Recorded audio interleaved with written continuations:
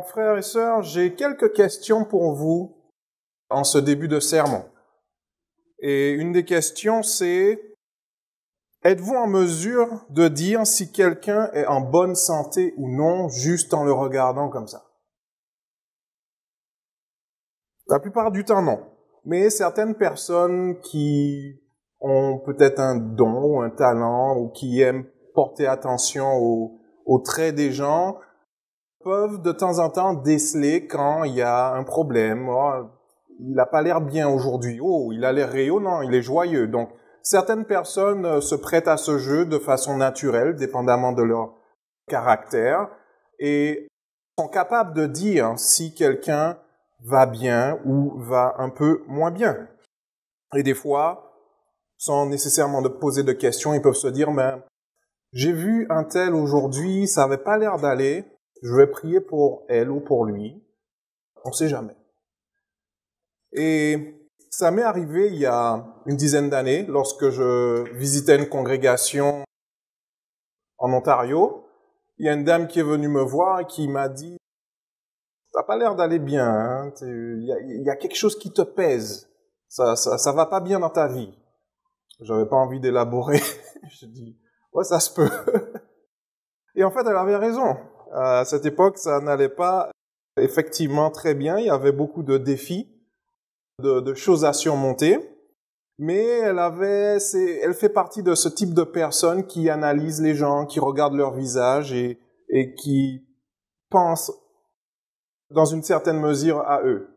Et plusieurs mois après, je ne sais plus exactement combien de temps, peut-être un an après, j'ai revu cette dame dans la même congrégation. Et cette fois-ci, elle a dit, « Ah, tu es mieux que la dernière fois. Je sens que tu es libéré. » Il y a quelque chose de mieux. Je dis, « Ouais, oui, merci. » Donc en fait, des fois, nous pouvons, ou certaines personnes qui, encore une fois, ont cette faculté à analyser les gens, peuvent déceler si des gens sont en santé ou pas. Mais pourquoi je veux vous parler de ça? Parce que je ne vais pas parler de santé physique aujourd'hui, mais de santé spirituelle. Et je vais vous poser la question, êtes-vous capable de déceler chez vous si vous êtes en bonne santé spirituelle ou pas? Êtes-vous capable d'analyser la santé spirituelle de votre congrégation? Donc, je veux parler d'un outil aujourd'hui qui est important aux yeux de Dieu, parce que nous ne sommes pas nécessairement capables de faire cela, mais Dieu est capable de le faire. Dieu connaît tout, il sait tout. Un de ses titres, c'est le Père des esprits, et c'est aussi celui qui lit et qui voit les cœurs. Donc lui, il est capable de spirituellement discerner où nous sommes, individuellement, au niveau des différentes congrégations, et plus généralement au niveau de l'Église. Et donc, comme j'ai dit, je voudrais parler d'un outil que Dieu nous a donné afin d'avoir une meilleure santé spirituelle, une meilleure vie spirituelle. Et en fonction de la fréquence et de la qualité d'utilisation de cet outil, Dieu est en mesure d'évaluer si nous nous portons bien à toutes les échelles, comme je l'ai mentionné, individuellement, au niveau des congrégations et au niveau de l'Église dans son ensemble. Cet outil, vous l'avez peut-être deviné, c'est le jeûne. Je vais parler aujourd'hui du jeûne. Parce qu'au fil des années, voire des décennies, l'Église a encouragé les gens, les membres, baptisés ou non, à prendre le temps de jeûner régulièrement. Ça fait partie des choses que nous devons faire. Mais malheureusement, il faut l'admettre, beaucoup d'entre nous ne le font pas. Nous ne faisons pas l'effort de planifier des jeûnes de façon régulière. Et cela se remarque probablement dans notre comportement personnel, dans notre santé spirituelle, comme je l'ai dit. Je vais souvent mentionner les 3 niveaux, le personnel, la congrégation et l'Église, et ces choses peuvent se noter. dépendamment de l'assiduité que nous avons à jeûner, à prier et bien sûr à faire nos études bibliques. Donc, dans le sermon d'aujourd'hui, je voudrais détailler brièvement ce que je considère être comme 3 types de jeûnes. Et ensuite, je voudrais m'attarder à un type en particulier qui, je pense, revêt une importance particulière parce qu'il n'est pas pratiqué assez. C'est un type de jeûne négligé. Et ensuite, je vais discuter de la façon dont nous pouvons mieux gérer ce type de jeûne qui est négligé. Donc avant de vous donner le titre du sermon, je vais vite fait détailler ou plutôt mentionner quels sont ces types de jeûnes. Il y a donc 3 types ou 3 catégories de jeûnes. Le jeûne ordonné, obligatoire. Il y a ce que j'appelle les jeûnes réactifs, c'est le 2e type de jeûne. Et le 3e type, ce serait un jeûne proactif. Et aujourd'hui, je vais parler plus précisément du jeûne proactif. Donc le titre du sermon, un peu long aujourd'hui, mais le titre c'est « Le jeûne proactif, un incontournable pour promouvoir une santé spirituelle rayonnante ». Le jeûne proactif, un incontournable pour promouvoir une santé spirituelle rayonnante. Donc, je vais vite fait, dans cette première partie, détailler ces 3 types. Donc, comme je l'ai mentionné, le premier type, c'est le jeûne obligatoire. C'est celui qui est ordonné. On n'a pas d'échappatoire. Dieu a commandé ce jeûne. Et vous pouvez vite fait vous reporter à Lévitique 23, puisqu'il s'agit du jeûne que l'on observe lors de la fête des expiations. Lévitique 23, au verset 26 à 32. L'Éternel parla à Moïse et dit, « Le 10e jour de ce mois, ce sera le jour des expiations. Vous aurez une sainte convocation, vous humilierez vos âmes et vous offrirez à l'Éternel des sacrifices consumés par le feu. » Et donc l'expression « humilier son âme », c'est l'expression qui signifie « jeûner ». On peut aller directement au verset 29 qui décrit la même fête. « Toute personne qui ne s'humiliera pas ce jour-là sera retranchée de son peuple.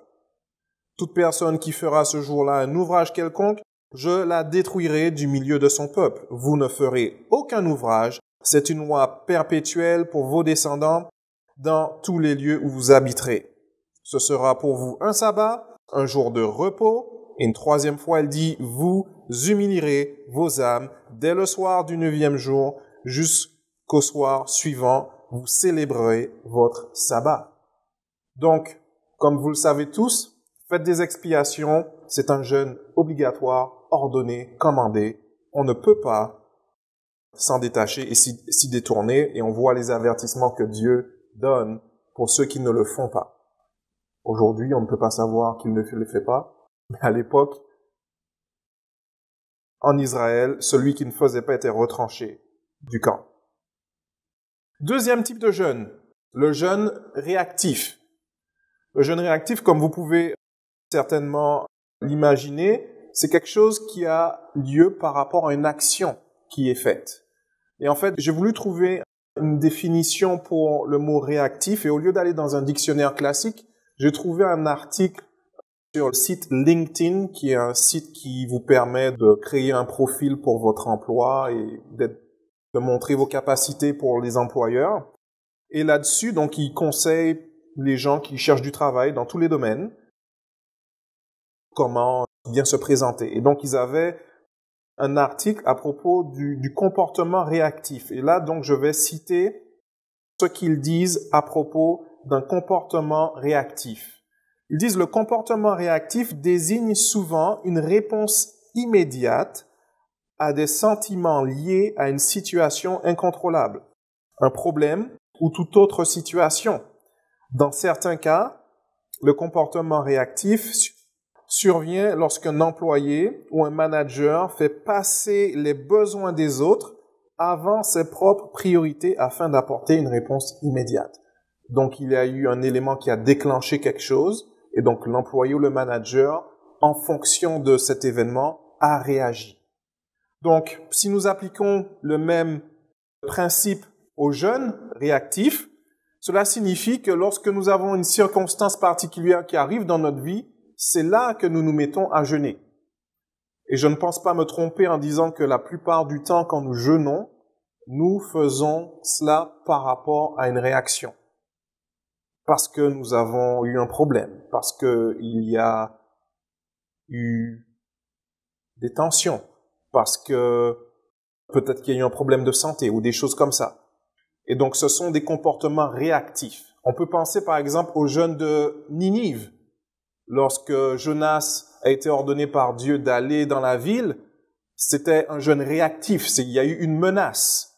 Et parce qu'il y a eu la menace, à ce moment-là, la ville s'est mise à jeûner et elle a été épargnée. Donc, c'est ce type de jeûne que j'entends quand je parle de jeûne réactif. Et donc, du coup, à l'opposé, nous avons un jeûne proactif. Je vais vous lire le même article de LinkedIn qui, cette fois-ci, décrit un comportement proactif. Et je cite, « Un comportement proactif permet d'anticiper les conditions, les circonstances ou les crises futures. Être proactif consiste à anticiper les problèmes ou les difficultés afin d'élaborer des plans qui permettent d'éviter les résultats négatifs ou de se préparer à obtenir des résultats positifs. Les personnes qui adoptent un comportement proactif ont tendance à examiner la situation dans son ensemble afin de se préparer à faire face à des circonstances imprévues. » Fin de citation. Donc, encore une fois, si on ramène ça au sujet d'aujourd'hui, qui est le jeûne, il s'agit d'une action qui consiste à programmer un jeûne en fonction de choses qui peuvent arriver dans la vie du chrétien. Et je pense que nous sommes tous adultes, ou pour la plupart ici, et nous comprenons que nous savons qu'est-ce qui va nous arriver. Nous savons que nous aurons des épreuves. Nous ne savons pas nécessairement exactement quelles épreuves, mais nous pouvons anticiper que certaines épreuves vont arriver.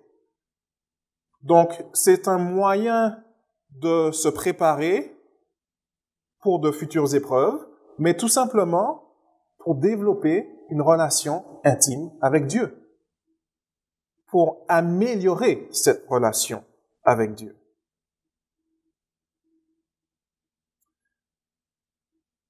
Dans cette catégorie, nous pouvons penser, peut-être, je mets ça entre guillemets, aux jeûnes que les Juifs faisaient. Les Juifs avaient pour coutume de jeûner 2 fois par semaine. Je crois que c'est le mardi et le jeudi, c'était leur jour. Mais on s'entend par rapport à ce qu'on lit dans la Bible, qu'il n'y avait pas nécessairement la bonne attitude pour tous. Ils jeûnaient, mais le cœur n'était pas là. L'attitude n'était pas bonne, et de toutes les façons, pour la majorité d'entre eux, ils n'ont pas reconnu le Messie, alors que le Messie était à leur portée. Donc voici ces 3 types de jeûnes. Maintenant, rentrons dans le vif du sujet dans cette deuxième partie du sermon et parlons du jeûne proactif. Et pour cela, je voudrais que nous nous reportions à Matthieu 17 parce que c'est vraiment ce verset qui m'a poussé à écrire ce message parce que c'est un récit qui contient beaucoup de leçons. Matthieu 17,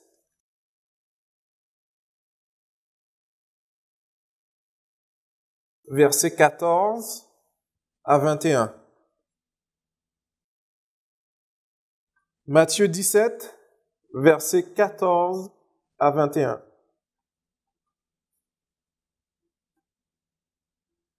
Lorsqu'ils furent arrivés près de la foule, un homme vint se jeter à genoux devant Jésus et dit, « Seigneur, aie pitié de mon fils qui est lunatique et qui souffre cruellement. Il tombe souvent dans le feu et souvent dans l'eau.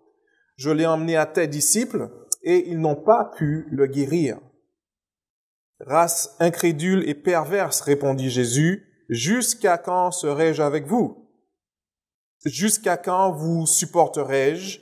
Amenez-le moi ici. Au verset 18, Jésus parla sévèrement au démon qui sortit de lui et l'enfant fut guéri à l'heure même. Alors les disciples s'approchèrent de Jésus et lui dirent en particulier, « Pourquoi n'avons-nous pu chasser ce démon? » « C'est à cause de votre incrédulité, leur dit Jésus. Je vous le dis en vérité, si vous aviez de la foi comme un grain de sénévé, vous diriez à cette montagne, transporte-toi d'ici, et elle se transporterait. Rien ne vous serait impossible. Mais cette sorte de démon ne sort que par la prière et par le jeûne. » Comme j'ai dit dans ce récit, il y a beaucoup de choses à décortiquer et c'est ce que nous allons faire maintenant. Qu'est-ce que nous pouvons voir dans un premier temps? Le Christ était certainement contrarié parce que après quelques années passées avec les disciples, il a vu que ses disciples n'étaient pas en mesure de chasser les démons, ou le démon en particulier. Si vous lisez aussi le même récit dans Marc, c'est au chapitre 9, vous allez voir que Christ adresse la même remarque, mais cette fois-ci au père de l'enfant. Il lui dit, tu manques de foi. Et on pourrait même dire que la remarque est comme collective. Il parle quasiment au village, aux gens qui étaient autour. Donc on voit que Christ est contrarié à propos de l'incident. Et plus tard, les disciples donc lui demandent, mais pourquoi n'avons-nous pas réussi à chasser ce démon? Et Christ leur répondit que c'est à cause de leur manque de foi. Donc l'incrédulité est partagée par tout le monde. C'est de la part des disciples, de la part du Père et probablement de la communauté dans laquelle donc ce Père et ce Fils vivaient. Donc Christ disait en gros que la communauté n'était pas spirituellement forte, y compris ses disciples à lui. Et il va établir un lien indirect entre la foi et le jeûne. Parce qu'il dit, vous manquez de foi. Et après, il dit, cette sorte de démon ne sort que par la prière et par le jeûne. Donc, il y a un lien entre la prière et le jeûne et la foi. Donc, nous voyons à travers ces exemples que si les apôtres jeûnaient de façon proactive, ils auraient été en mesure de pouvoir chasser ce démon. Mais ils ne le faisaient pas. Et donc c'est une leçon pour nous à retenir. Je voudrais aller à Luc 18. Parce que il y a une leçon pour nous dans les temps de la fin. Luc 18 au verset 8.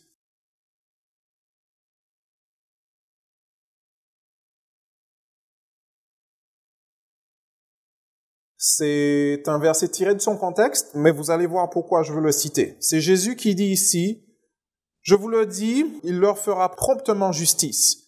Mais quand le Fils de l'homme viendra, trouvera-t-il la foi sur la terre ?»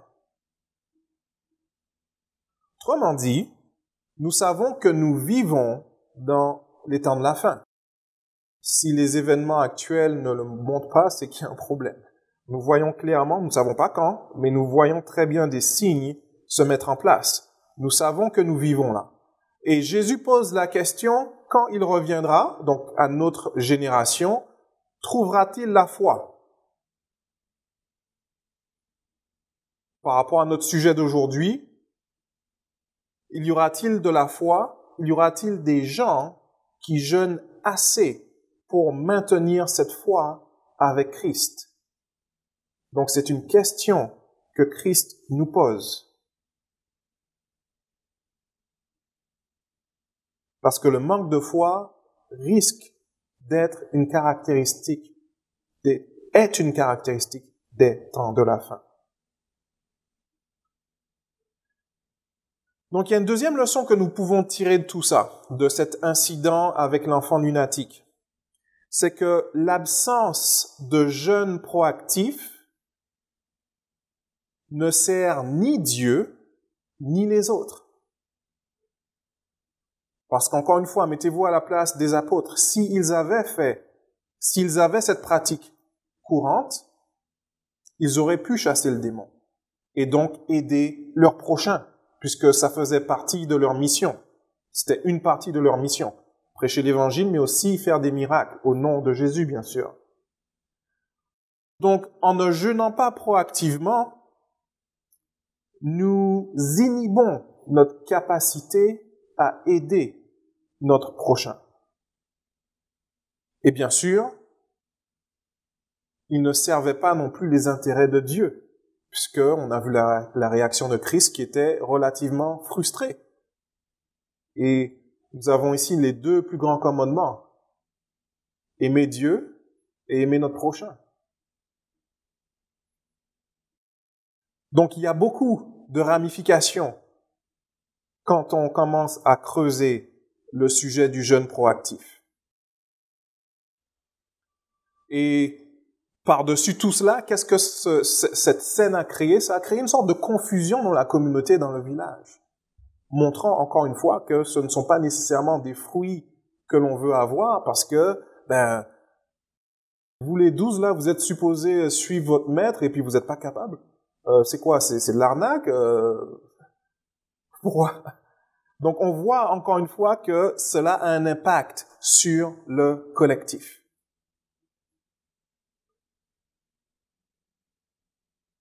Donc, un aspect important du jeûne proactif consiste à servir Dieu et servir notre prochain.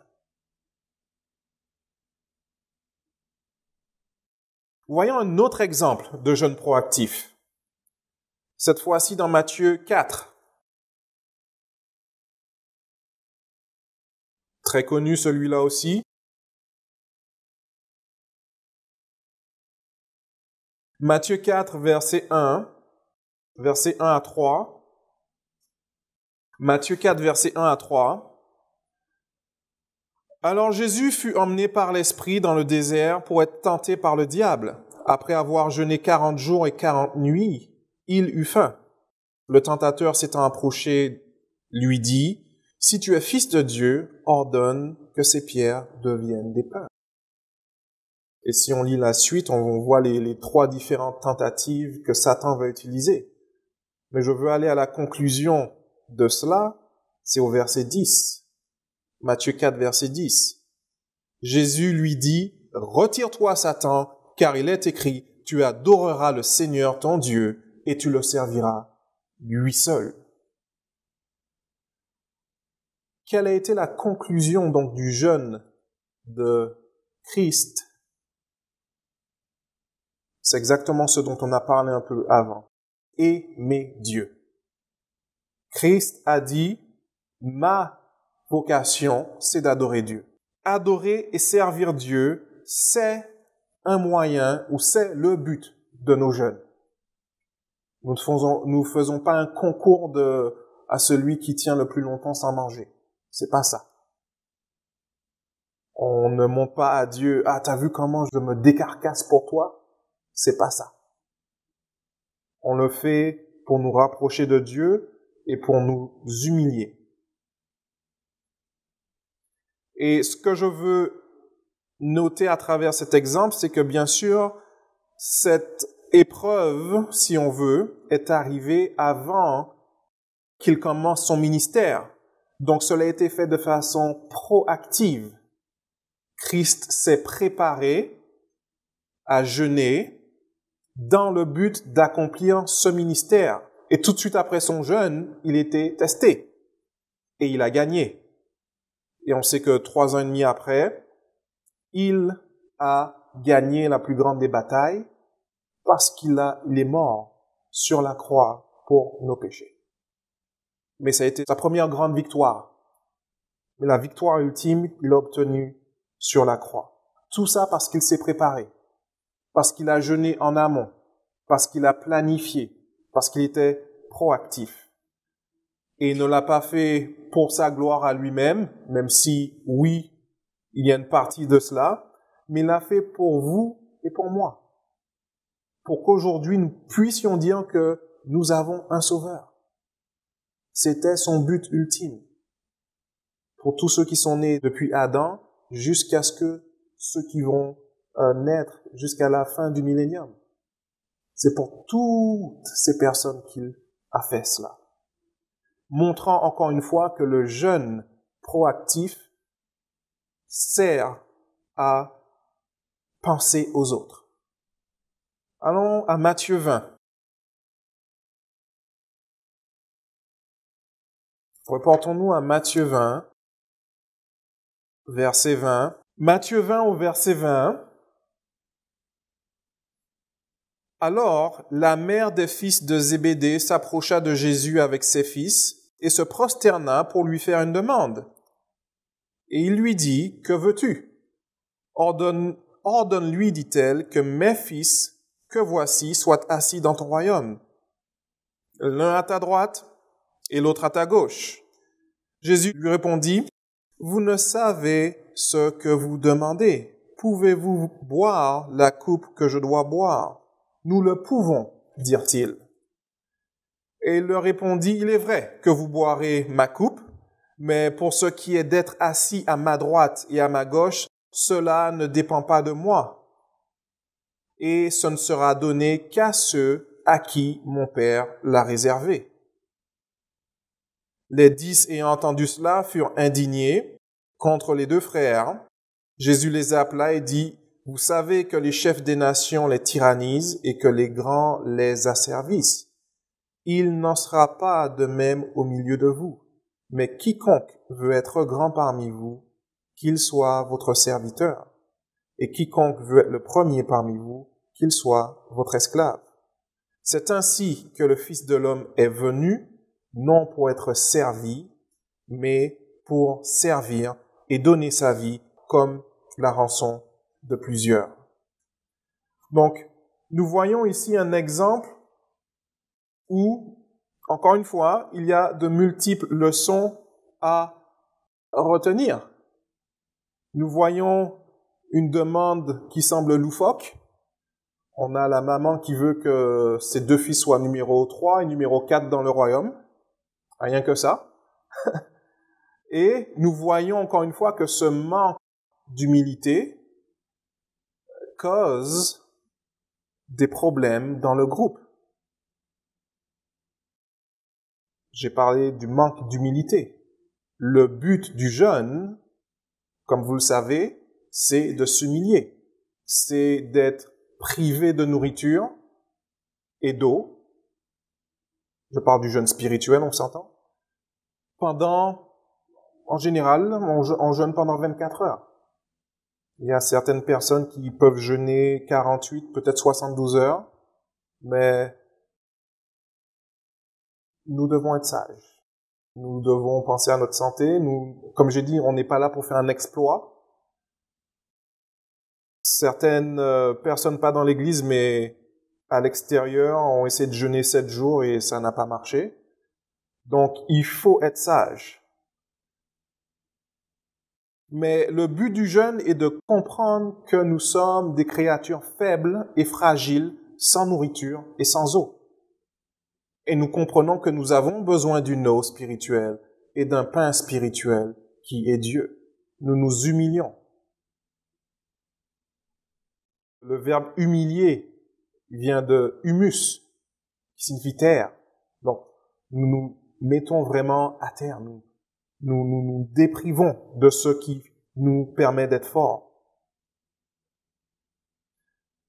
Donc, cette attitude n'étant pas là, crée encore une fois des conflits. Le jeûne est fait pour servir les autres. Et c'est ce que Christ nous dit à travers cette leçon. Il n'y a pas de jeûne qui est mentionné nécessairement ici, mais il nous dit que sa mission était de servir non d'être servi. Et c'est la même chose que nous aussi, nous devons faire. Et encore une fois, le jeûne proactif peut nous aider à être plus humbles. Voyons un autre exemple de jeûne proactif. Cette fois-ci dans Deutéronome. Deutéronome 9, versets 9 à 18.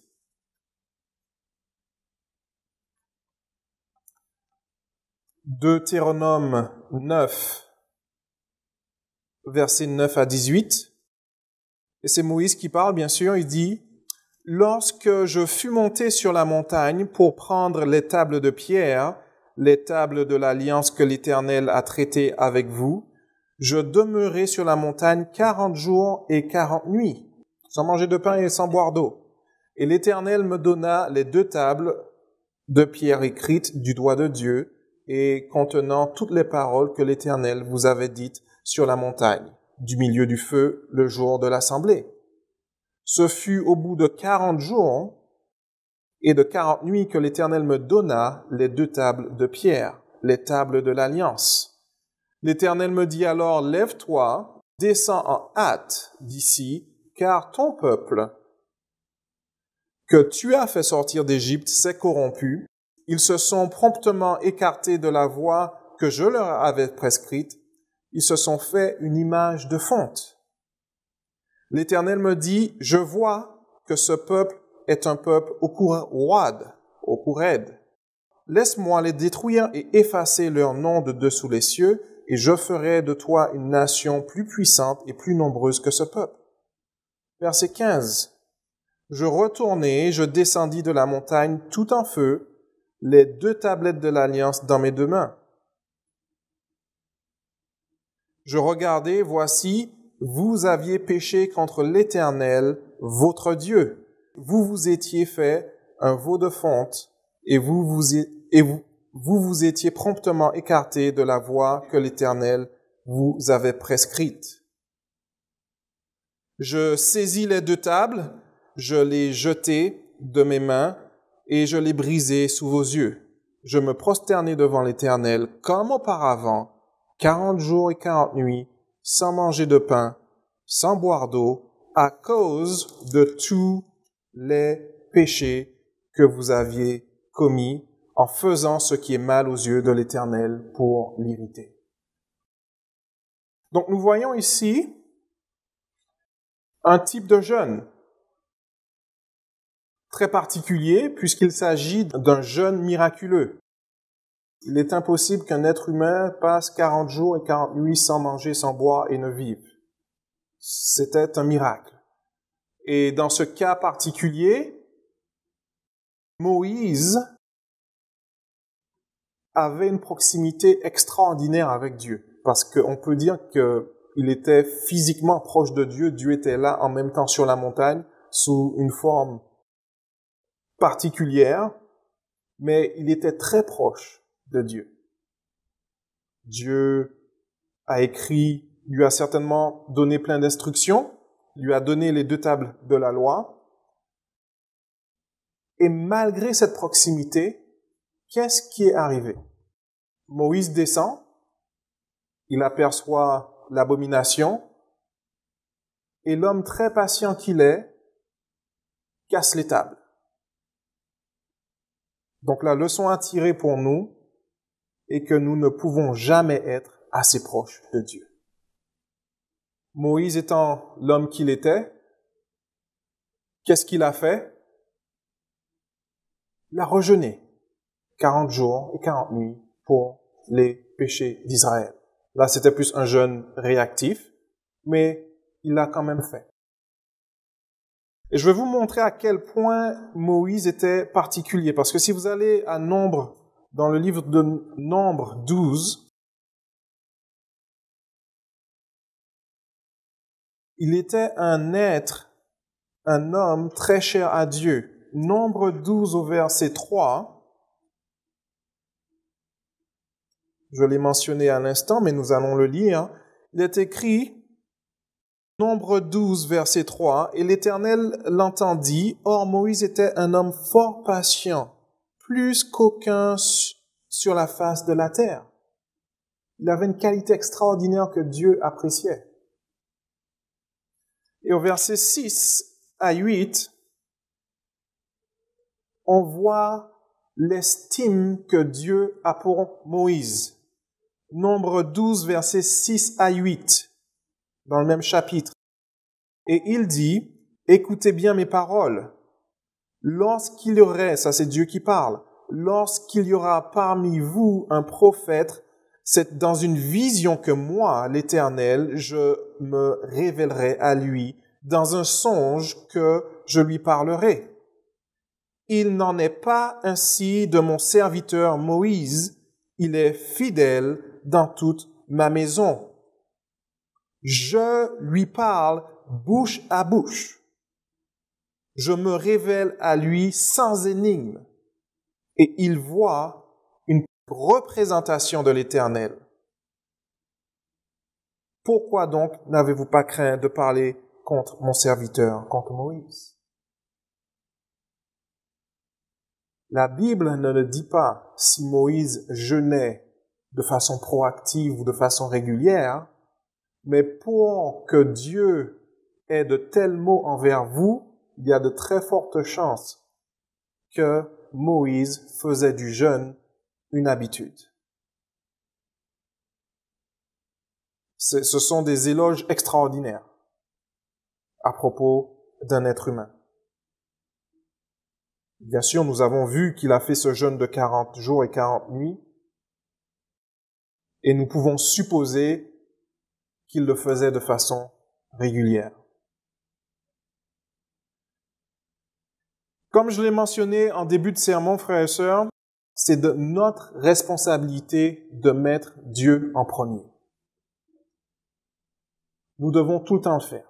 Nous devons grandir spirituellement et nous rapprocher de Dieu par le jeûne et par la prière. Imaginez que chacun d'entre nous faisions de cette pratique quelque chose d'individuel. Imaginez comment nos congrégations seraient. Imaginez comment l'Église serait. Il y aurait beaucoup plus de paix et d'harmonie. Où les choses seraient plus faciles à traiter. Ce serait beaucoup plus facile à digérer. Mais même si nous faisions cela, cela ne signifie pas que nous n'aurions pas d'épreuves. Ça, c'est impossible. Pourquoi? Parce que nous sommes faits de chair et de sang. Nous sommes toujours, malheureusement, sous l'emprise de notre chair et du choix que notre chair a fait.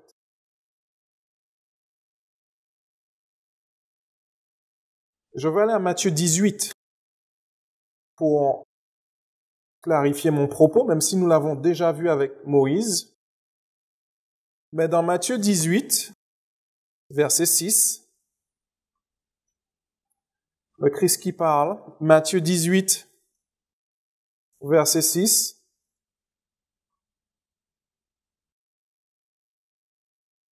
mais si quelqu'un scandalisait un de ces petits qui croient en moi, il vaudrait mieux pour lui qu'on suspendît à son cou une meule de moulin et qu'on le jetât au fond de la mer. Malheur au monde à cause des scandales, car il est nécessaire qu'il arrive des scandales. Mais malheur à l'homme par qui le scandale arrive. Christ nous rappelle que les scandales arrivent. C'est des choses qui sont là. Dans son troupeau, cela doit arriver le moins que possible. J'aime beaucoup me reporter aussi à 1 Roi. 1 Roi, chapitre 8.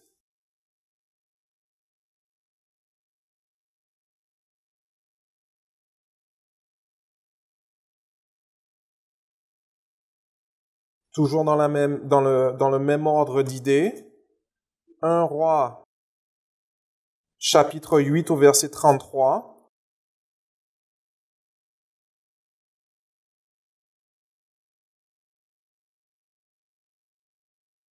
1 Roi chapitre 8 au verset 33, c'est quand Salomon fait la prière de dédicace au temple qu'il a construit, l'inauguration du temple. Donc il fait cette prière et voici une partie de la prière au verset 33, 1 Roi 8, 33.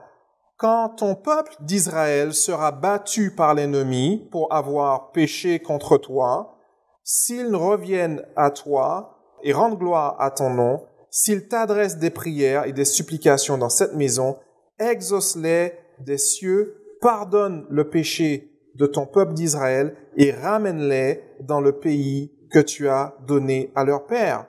Pourquoi j'ai voulu aller là? Parce que Salomon ne dit pas si ton peuple sera battu. Il dit quand ton peuple. Donc il sait qu'au bout d'un moment, le peuple va s'éloigner de Dieu. Dieu va permettre que des ennemis prennent le dessus. Et on peut aller à 2 Chroniques pour voir le même récit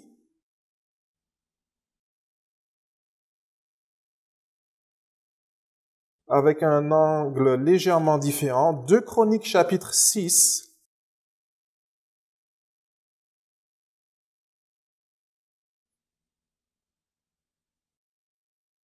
2 Chroniques 6 au verset 36. C'est un peu, comme j'ai dit, dans le même ordre d'idées. 2 Chroniques 6, 36. Quand ils pécheront contre toi, car il n'y a point d'homme qui ne pêche, quand tu seras irrité contre eux et que tu les livreras à l'ennemi, qui les amènera captifs dans un pays lointain ou rapproché, s'ils rentrent en eux-mêmes dans le pays où ils sont captifs, s'ils reviennent à toi et s'adressent des supplications dans le pays de leur captivité et ils disent, etc., etc. Mais ce que je voulais montrer ici, c'est qu'encore une fois, le mot « quand » qui est utilisé. Ce n'est pas le mot « si ». Ça veut dire qu'au bout d'un moment, il y aura des problèmes. Au bout d'un moment, nous allons chuter. Au bout d'un moment, nous allons peut-être faire chuter quelqu'un. D'où l'importance du jeûne proactif. En ayant cette capacité de jeûner, en sachant que nous sommes humains, que nous allons potentiellement offenser quelqu'un, ou que nous allons être offensés, nous pouvons limiter les dégâts de ces choses. En ayant la capacité de reconnaître que nous avons offensé quelqu'un tout de suite, sans attendre des semaines, des mois, des années. Chemin inverse. Si nous avons été offensés, si nous avons cette pratique, cette humilité, on comprend le plan de Dieu, on sait exactement de quoi nous sommes faits, nous savons que nous ne sommes pas parfaits, nous pouvons pardonner plus facilement les offenses. Et encore une fois, le jeûne proactif est un moyen d'atténuer ces choses qui vont arriver. Parce que nous aurons cette relation avec Dieu que nous aurons tissée au fil des années, au fil des mois, en nous humiliant régulièrement, en jeûnant régulièrement. Et donc, quand ces choses vont arriver, peu importe l'épreuve, nous aurons du bagage en arrière de nous, un niveau et une santé spirituelle telle que, nous l'espérons, nous pourrons passer par-dessus l'épreuve plus rapidement. Encore une fois, ça ne veut pas dire qu'il n'y aura pas d'épreuve, mais ça va être plus facile de surmonter l'épreuve.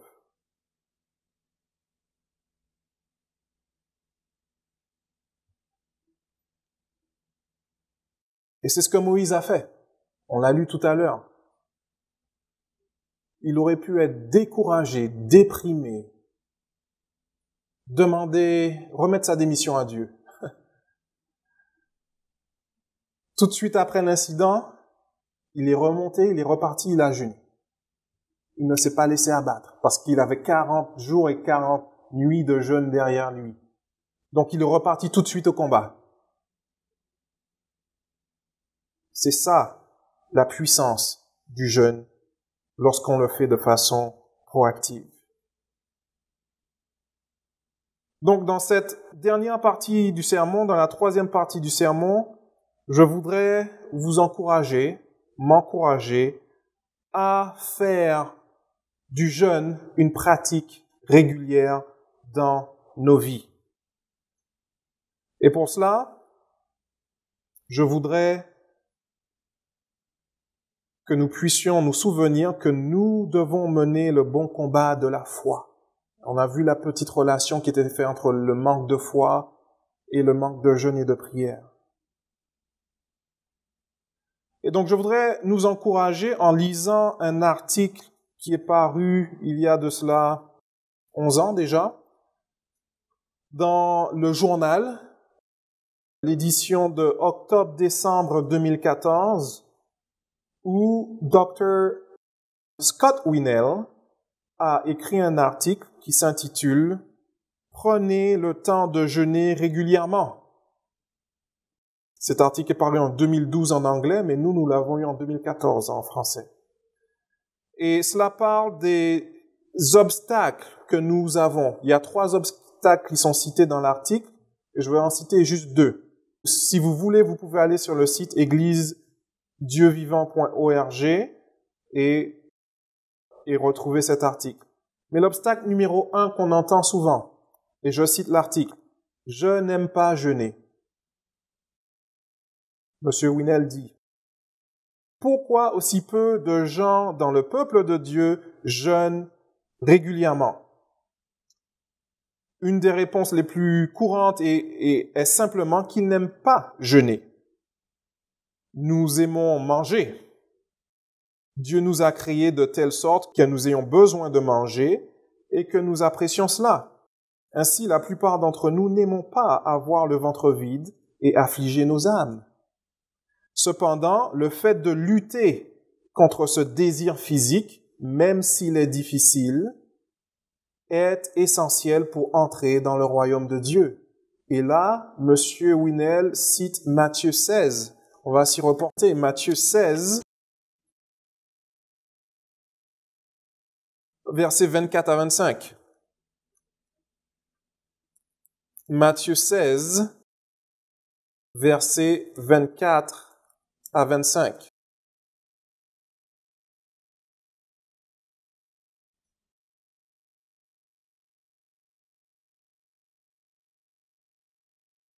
Alors Jésus dit à ses disciples, « Si quelqu'un veut venir après moi, qu'il renonce à lui-même, qu'il se charge de sa croix et qu'il me suive. Car celui qui voudra sauver sa vie la perdra, mais celui qui la perdra à cause de moi la trouvera. » Donc, voici ce que M. Winnell dit, et il continue. Comment pouvons-nous surmonter cet obstacle? Nous devons simplement nous forcer à jeûner régulièrement, peu importe si cela est désagréable au début, car c'est la bonne chose à faire. Jacques 4, verset 17, nous rappelle clairement que si nous savons ce qui est bien et que nous ne le faisons pas, c'est un péché. Et nous savons tous que le jeûne régulier est extrêmement important et que Dieu attend cela de nous. Par conséquent, nous devons le faire. Le Christ a dit que ses serviteurs devaient jeûner. Et il cite Matthieu 9, verset 15, que je vais lire pour vous. Matthieu 9, verset 15, que je ne vais pas lire pour vous, que je vais me reporter, parce que je ne l'ai pas dans la bonne langue. Mais je vais le lire dans ma Bible. Matthieu 9, verset 15. Jésus leur répondit, « Les amis de l'époux peuvent-ils s'affliger pendant que l'époux est avec eux? Les jours viendront où l'époux sera enlevé, et alors ils jeûneront. » Donc, c'est quelque chose que Christ attend de nous. Son peuple, c'est ceux qui portent son nom, son esprit, doivent jeûner. Obstacle numéro 2 que M. Winnell cite dans son article. Je n'ai pas le temps de jeûner. Beaucoup de gens désirent jeûner, mais ne trouvent pas le temps de le faire régulièrement. Parfois, nous prévoyons de jeûner dans les prochaines semaines, mais lorsque le moment venu arrive, nous sommes trop occupés et nous oublions. pour nous en rappeler seulement 1 ou 2 semaines plus tard. Cela vous arrive-t-il? Il pose la question. Une clé importante est de planifier un moment pour jeûner. Écrivez cette date dans votre agenda et planifiez vos activités avant et après la date de votre jeûne. Le jeûne régulier demande d'utiliser avec sagesse le temps de Dieu, ou le temps que Dieu nous donne. Nous devons racheter le temps car les jours sont mauvais. Éphésiens 5 au versets 15 et 16. Nous devons utiliser le temps disponible, sinon il s'évaporera. Dans la pratique, si nous ne planifions pas une date pour le jeûne, nous pouvons être certains que Satan rendra notre vie exceptionnellement chargée autour de la date prévue. Le résultat, avant de nous en rendre compte, nous aurons déjà laissé passer quelques semaines tout en essayant encore de trouver le bon jour, entre guillemets, pour jeûner. Le secret est de choisir une date spécifique au début, au milieu ou à la fin de chaque mois et de l'inscrire dans votre agenda. Assurez-vous de prévenir votre conjoint ou vos parents, pour les jeunes qui habitent encore à la maison, afin qu'ils ou qu'elles sachent que vous ne prendrez pas de repas ce jour-là. Fin de citation. Donc, frères et sœurs, je pense que vous avez compris le message. Peu importe la façon dont on aborde ce sujet, le jeûne est une nécessité pour grandir dans la grâce et la connaissance de Dieu. Donc, ce que nous avons fait dans le sermon aujourd'hui, nous avons parlé de 3 types de jeûne: le jeûne ordonné ou commandé, le jeûne réactif et le jeûne proactif. Nous avons développé et mis l'emphase sur l'importance du jeûne proactif. Nous avons vu quelle sorte de la façon dont ce jeûne peut nous aider à servir Dieu et à servir les autres. Le jeûne proactif est quelque chose que Dieu attend de nous. Nous avons aussi vu quelques exemples qui font que nous ne jeûnons pas régulièrement. Mais comme M. Widnell l'a dit, nous devons nous forcer à jeûner régulièrement. Donc, j'ai une question pour vous. Quand prévoyez-vous votre prochain jeûne? Notez-le dès aujourd'hui dans votre agenda et commencez à vous y préparer.